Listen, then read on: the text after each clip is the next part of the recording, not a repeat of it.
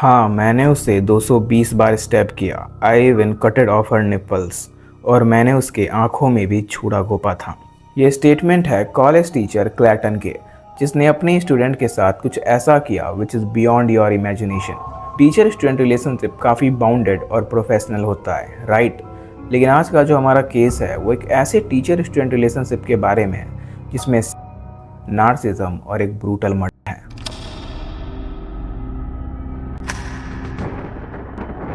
जनवरी 2008, डुवेंडिन, New Zealand. SoFi के लिए ये उसकी ज़िंदगी की नई शुरुआत होने वाली थी, क्योंकि उसने हाल ही में अपना कॉलेज कंप्लीट किया था और वो जॉब करने के लिए दूसरे शहर वेलिंगटन जाने वाली थी। अपनी माँ लेस्ली के साथ मिलकर वो अपना सामान पैक कर रही थी। उसकी माँ थोड़ी दुखी थी क्योंकि उसकी बेटी दूर जा रही थी, और उसकी माँ खुश भी थी क्योंकि उसकी बेटी फाइनेंशियली इंडिपेंडेंट हो चुकी है। सोफ़ी ने अपनी माँ को हक करते हुए ये रिएश्योर किया कि वो उससे जल्द ही मिलने आएगी, लेकिन इन दोनों को क्या पता था कि ये इनकी ज़िंदगी का एक आखिरी हग होने वाला है। तभी गेट पर एक नॉक होता है।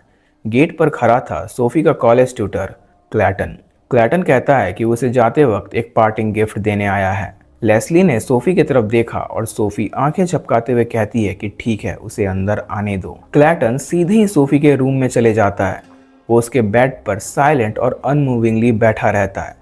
सोफ़ी कहती है क्योंकि वो बहुत रस में है, इसीलिए सामान पैक करते हुए ही बात करनी होगी। क्लैटन उठता है और रूम का गेट लॉक कर देता है, और उस रूम से बहुत जोर जोर से डेडली स्क्रीमिंग आने लगती है। सोफ़ी की माँ अपने बॉडी से दरवाजे पर मारकर गेट खोलने की कोशिश करती है, लेकिन अंदर से सिर्फ एक ही आवाज़ आ रही थी, please stop, please stop. Leslie kitchen जाती है स्क्रू ड्राइवर लेने के लिए, लेकिन जैसे ही वो गेट पर लेकर पहुंचती है वो आवाज़ें बंद हो चुकी थी, और लेस्ली समझ जाती है कि उसकी बेटी अब इस दुनिया से जा चुकी है। जैसे ही गेट खुलता है, लेस्ली देखती है कि उसकी बेटी की मोशनलेस डेड बॉडी फ्लोर पर पड़ी हुई है, और उसके फेस से लेकर पेट तक इतने ब्रूटल स्टैबिंग के निशान हैं जो देखे तक नहीं जा रहे, और क्लैटन उसे रिदमिकली स्टैब किए जा रहा है। लेस्ली तुरंत वहां से इवैक्यूएट करती है और एक जगह जाकर बेहोश हो जाती है। अब क्योंकि लेस्ली ने इन सभी के बीच में पहले ही पुलिस वालों को कॉल कर दिया था, तो एक लोन पुलिस ऑफिसर वहां पर पहुंचता है। वो डिफेंसिवली अपस्टेयर जाता है और देखता है कि उसकी डेड बॉडी के ऊपर क्लैटन खड़ा है। ऑफिसर क्लैटन के आंखों में देखता है और कहता है कि तुमने ये सब क्यों किया? तो क्लैटन इस बात पर कहता है, because all of the emotional pain she has caused me over the past year. Clayton को अरेस्ट किया जाता है, और क्लैटन अपनी अरेस्ट तक रजिस्ट नहीं कर रहा था, जिसे उसे इस बात की कोई परवाह नहीं है कि उसने क्या किया है, और उसने जो भी किया है वो उसके हिसाब से सही है।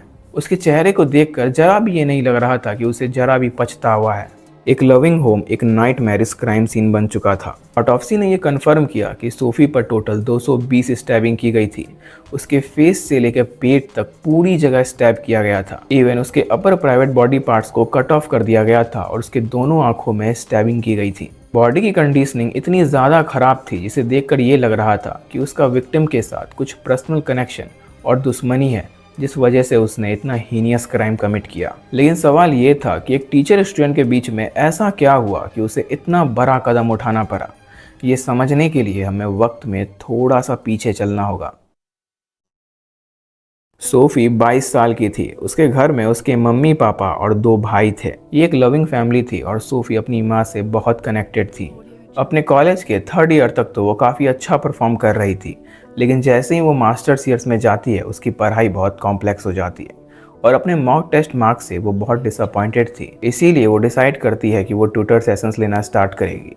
ट्यूटर सेशंस ऐसे सेशंस होते हैं जो कॉलेज में सीनियर्स के द्वारा कंडक्ट किया जाता है, और वहीं पर उसकी मुलाकात होती है 33 ईयर ओल्ड क्लैटन वेदरस्टोन से। अब धीरे धीरे क्लैटन सोफ़ी को क्लासेस के टाइम में नोटिस किया करता था, और एक दिन वो उसे डिनर के लिए पूछ लेता है। इसका रीजन उसने ये दिया क्योंकि कोर्स कंटेंट काफ़ी लंबा है, तो डिनर के टाइम में ये सारे बातें हो जाएगी। सोफ़ी इस चीज़ के लिए हाँ कर देती है। क्लैटन का बैकग्राउंड सोफ़ी से टोटली अपोजिट था। उनके पेरेंट्स उसे एक एंशियस चाइल्ड डिस्क्राइब करते हैं। उसे टीनेज तक बेड वेटिंग प्रॉब्लम थी, और उसकी आई साइट भी कमज़ोर थी, लेकिन वो चश्मा नहीं पहनता था क्योंकि उसके हिसाब से जो लोग चश्मा पहनते हैं वो पुलिस होते हैं। क्लैटन में एक सबसे बड़ी प्रॉब्लम ये थी, या फिर ये कह सकते हैं उसे एक डिसऑर्डर था, हर एक चीज़ में परफेक्ट होना, फिर चाहे वो कोई भी चीज़ ही क्यों ना हो।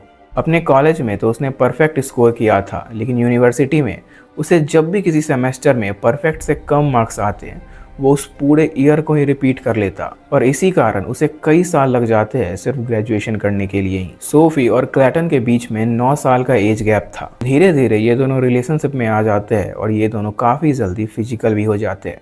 लेकिन रिलेशनशिप के सिर्फ 3 वीक बाद ही सोफी ये नोटिस करती है कि क्लैटन उस पर ध्यान नहीं देता है। वो उसे अब पहले जैसा टाइम और इम्पोर्टेंस नहीं देता है, जो स्टार्टिंग रिलेशनशिप के लिए एक अनप्रॉमिसिंग साइन था। सोफी ये सोचती है कि हो सकता है कि वो अपने कामों में बिजी होगा, इस वजह से वो टाइम नहीं दे पा रहा होगा। और इसी दौरान सोफी की जॉब लग जाती है दूसरे सिटी में। ये एक ट्रेजरी जॉब थी। जैसे ही ये बात क्लैटन को पता चली, वो सोफी से बहुत जेलस होने लगता है, क्योंकि क्लैटन ने भी अपने टाइम में इस जॉब के लिए अप्लाई किया था, लेकिन अपने इस बिहेवियर के कारण वो इस जॉब के लिए सिलेक्ट नहीं हो पाया था। अपने से छोटी उम्र वाली गर्लफ्रेंड की सक्सेस उसे अंदर से खा रही थी। वो सोफी को ये धमकी देता था कि वो उसकी जॉब कैंसिल करवा देगा, क्योंकि उसके वहाँ बहुत सारे कॉन्टैक्ट्स हैं। और इन दोनों के रिलेशनशिप काफ़ी ऑन ऑफ थे। कई बार ब्रेकअप, कई बार पैचअप, ऐसा होते रहता था। वो डे बाय डे बहुत अब्यूसिव और एग्रेसिव होते जा रहा था। वो सोफी को बॉडी सेम करता, उसे फैट और अगली कहता और इवन अपने एक्सेस से कंपेयर कर कर उसे इनसिक्योर फील करवाता। वो सोफी से ये इंसिस्ट करता कि वो उसे ये कहे कि वो बेड पर बहुत ही ज़्यादा अच्छा है, क्योंकि उसे मिस्टर परफेक्ट का टैग चाहिए था। सोफी एक दिन इन सब चीज़ों से परेशान होकर क्लैटन को कहती है कि तुम असल में बेड पर अच्छे नहीं हो। और ये बात सुनने के बाद वो बहुत गुस्सा हो जाता है और सोफी को मारने लगता है। और फिर नवंबर 2007 तक इन दोनों का फाइनल ब्रेकअप हो जाता है और सोफी की भी अब जॉब लगने वाली थी और वहीं क्लैटन की भी ग्रेजुएशन कंप्लीट होने वाली थी।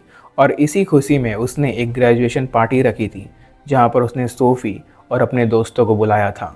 सोफी ने उस दिन वहाँ ढेर सारे फ़ोटो खींचे थे और उसके अगले दिन वो क्लैटन के फ्लैट पर पहुँचती है एक स्क्रैप बुक लेकर, जो वो क्लैटन को गिफ्ट करना चाहती थी।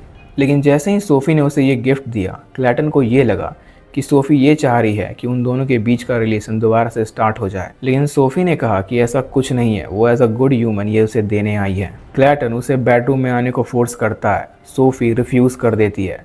वो उसे फिजिकली ग्रैब कर कर बेडरूम में ले जाकर उसका कोशिश करता है। सोफी उसे धक्का देकर वहां से एवैक्यूएट कर जाती है और अपने कार में बैठ कर निकल जाती है। और क्लैटन जोर से कहता है कि तुम्हें तो मर जाना चाहिए। अब इन दोनों का रिलेशनशिप, फ्रेंडशिप हर एक महीने में ख़त्म हो चुका था और इन दोनों के बीच में कुछ भी नहीं बचा था। लेकिन ये बस सोफी को लग रहा था, क्योंकि क्लैटन के मन में तो कुछ और ही था।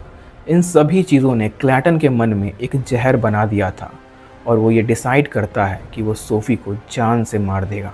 और जैसा ही मैंने आपको बताया कि 9 जनवरी 2008 को वो ये हीनियस क्राइम कमिट करता है। क्लैटन ने कहा कि उसे सेल्फ स्टीम इशूज़ और क्रिपलिंग पर्सनैलिटी डिसऑर्डर है। क्लैटन ने ये क्लेम किया जिस दिन वो सोफ़ी के घर गया था। सोफ़ी उसे सीजर से लंच करने की कोशिश करती है और उसने ये कदम सेल्फ डिफेंस के लिए उठाया था। लेकिन 220 बार स्टैबिंग करना सेल्फ डिफेंस नहीं होता। ट्रायल्स चली और क्लैटन को 80 years of life imprisonment without the parole मिली। So that is for the today. Stay safe. Thank you.